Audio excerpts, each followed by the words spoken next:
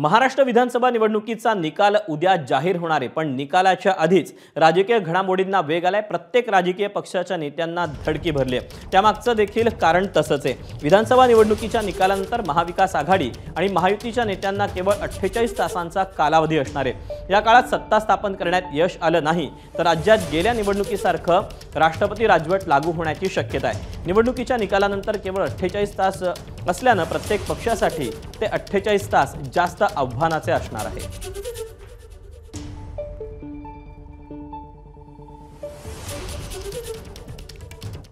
राष्ट्रपती राजवटीवरून राजकीय वर्तुळात प्रतिक्रिया उमटायला सुरुवात झाली आहे। 2 ते 4 दिवसांसाठी राष्ट्रपती राजवट लागू शकते असा अंदाज महायुतीच्या संजय शिरसाट यांनी व्यक्त केलाय। तर आम्हाला बहुमत मिळालं तरी राष्ट्रपती राजवट लागू करतील असा टोला संजय राऊतांनी हाणलाय।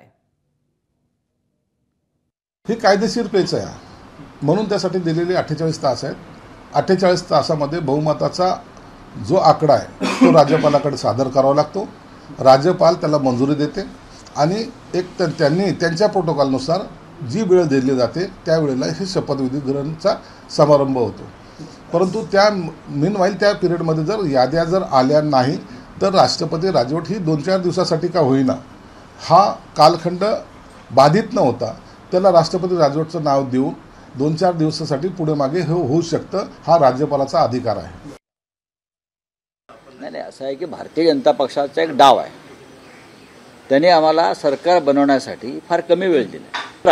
राजभवनामध्ये भारतीय जनता पक्षाच्या शाखा असल्यामुळे किंवा केंद्रीय गृह मंत्रालयात त्यांचा कारभार भाजपचा असल्यामुळे ते आम्हाला अडथळे आणण्याचे प्रयत्न करतात। नक्कीच आमच्या वाट्याला बहुमत आलं तरीही ते तो प्रयत्न करतील। आम्ही सर्व अडथळे पार करून महाराष्ट्रामध्ये महाविकास आघाडीचं सरकार स्थापन करू।